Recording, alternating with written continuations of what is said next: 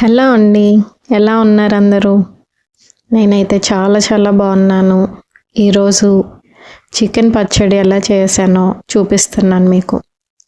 First పచ్చి chicken తీసుకొని అందులో ఉప్పు, పసుపు, కొంచెం వాటర్ వేసుకొని బాగా బాయిల్ చేసుకోవాలండి. ఆ వాటర్ అంతా ఇంకిపోవాలి. అంత బాయిల్ చేసుకున్నాక ఇంకో బాండీలో ఆయిల్ వేసుకోవాలి. దీనికి కొంచెం ఎక్కువ ఆయిలే పట్టిద్దండి. ఎక్కువ ఆయిల్ వేసుకొని బాగా వేడెక్కేదాకా ఉండాలి.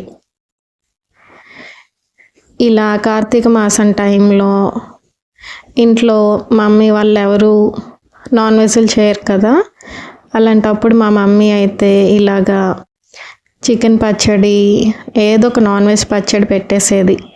మేము నాన్ వెజ్ కావాలి అని గొడవ చేయక్కర్లేదు. అప్పుడు రోజు ఒక పీస్ తీసేసుకొని తినేస్తే నాన్ వెజ్ తిన్న ఫీలింగ్ కూడా మాకు వచ్చేసేది. మీరు కూడా ఇలా ఫాలో అవ్వచ్చు కావాలంటే. కార్తీక మాసం పిల్లల కోసం ఎలాగా అనుకున్నప్పుడు ఇలా పికిల్ చేసి పెట్టేయండి. ఇలా బాగా వేడెక్కిన ఆయిల్లో మనం బాయిల్ చేసుకున్న చికెన్ వేసేసి మంచిగా రోస్ట్ చేసుకోవాలండి. ఇలా రోస్ట్ చేసుకొని పెట్టుకుంటే మనకి చికెన్ పచ్చడి పాడవకుండా 6 నెలలైనా ఫ్రెష్గా ఉంటుంది మీకు. ఇప్పుడు ఇంకో బాండీలో ఆయిల్ వేసుకొని అల్లం వెల్లుల్లి పేస్ట్ వేసేసుకున్నాను. ఈ అల్లం వెల్లుల్లి పేస్ట్ కూడా బాగా వేగాలండి. పచ్చివాసన పోయేదాకా బాగా వేగాలి. తర్వాత పసుపు వేసుకున్నాను. మళ్ళీ కొంచెం ఉప్పు, ఇందులో కారం కూడా వేసేసుకోవాలి.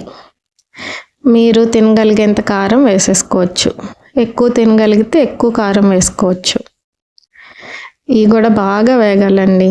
అన్నీ బాగా వేగితే మన పచ్చడి పాడవకుండా ఎన్ని డేస్ అయినా ఫ్రెష్గా మంచి గుమగుమలాడే వాసనతో ఉంటుంది.